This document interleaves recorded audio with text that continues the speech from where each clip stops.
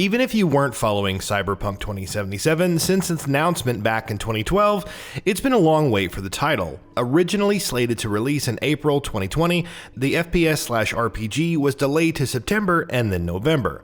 It's finally out on December 10th for Xbox One, PS4, PC, and Google Stadia, barring any kind of unfortunate circumstances at least. The world design is one of the many things that CD Projekt RED has been hyping about the game. But perhaps the most interesting part about the world map is that it's inherently smaller than that of The Witcher 3: The Wild Hunt. Back in Gamescom 2019, producer Richard Borzymowski told Games Radar that Night City covers slightly less square kilometers than the vast regions of The Witcher. However, it's a lot denser in content as a result. As Borzymowski explains, obviously, in The Witcher we were an open world with vast lanes and forests between smaller cities and larger cities like Novigrad, but in Cyberpunk 2077, we're set in Night City. It's an integral part of the setting, it's essentially a protagonist if you want to call it that, so it has to be denser. It wouldn't give us the effect we wanted to achieve if the city wouldn't be believable, so we packed it full of life. For many years, it's often been the case that the bigger a game's world is, the better.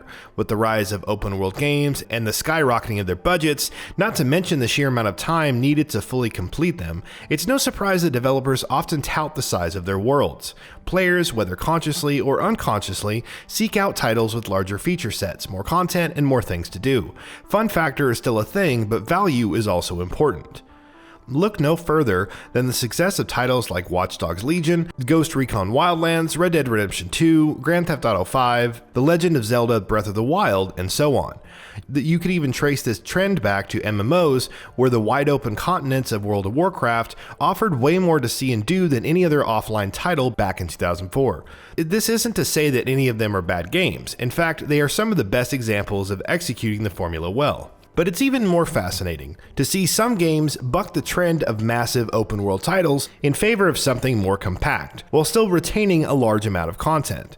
The Yakuza series is exemplary in this regard, as is Deus Ex: Human Revolution and Mankind Divided. Cyberpunk 2077 also looks to be joining in this trend on its own terms, and that can only be good news. But why? While cities in The Witcher 3: Wild Hunt had their own unique politics and ongoing affairs, they weren't the key focus or setting. It was more about Geralt's journey through the world and others to find Ciri and stop the Wild Hunt. Night City is different. It's the focal point of Cyberpunk 2077's rundown, dystopian future in almost every aspect. Each district, from the lush city center to the dangerous Pacifica, is rich with lore, formed by hundreds of unique events in the series. It feels properly lived in, despite looking so unlivable, because, like the post-corporate metropolises it seeks to satirize, hundreds of thousands of bodies have been through Night City and left their mark, for better or worse. This leads to the formulation of a certain character of the city, but it's a multifaceted identity that's as much about the megacorporations like Arasaka as it is about the games like the Moxes, Animals, and Voodoo Boys.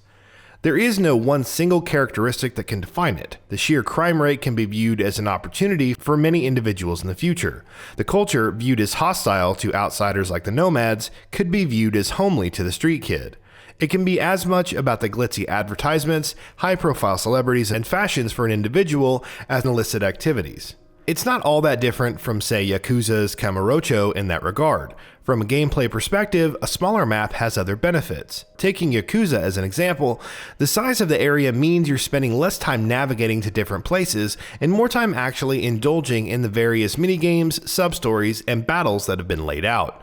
Sure, there might be less scenery to admire overall, but this means other aspects like the writing and combat are excellent.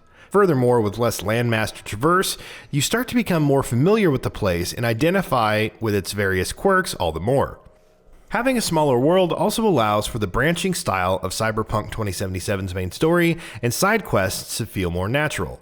Your actions have a consequence on your immediate surroundings and the people in them, leaving a lasting impact on the area. The appeal here is in trying out different paths and seeing how wildly the story can branch out from them, whether you're a V who's kind and compassionate or simply on the warpath. It's inherently similar to the classic computer RPGs of yore, which is understandable given Cyberpunk's tabletop role-playing game origins. Being smaller in size doesn't mean the game scale will suffer. Even if the main quest ends up shorter than The Witcher 3 Wild Hunt, there are still plenty of companions to meet, street stories to experience, activities like scanner hustles and gigs, random events to indulge in, and weapons to collect.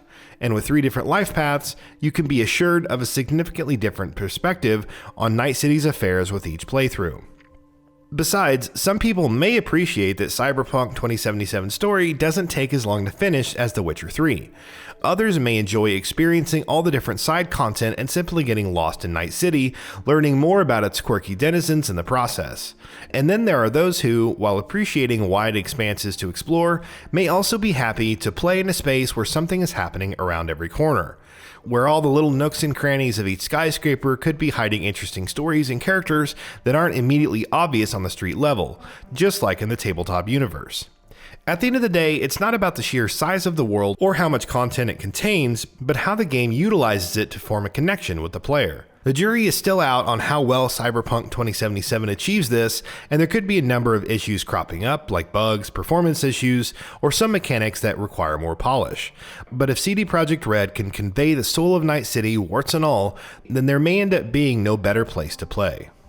And that wraps it up. If you like what we are doing, please consider subscribing to our channel, and don't forget to switch on the bell notification icon. That way you will never miss out on any of our videos.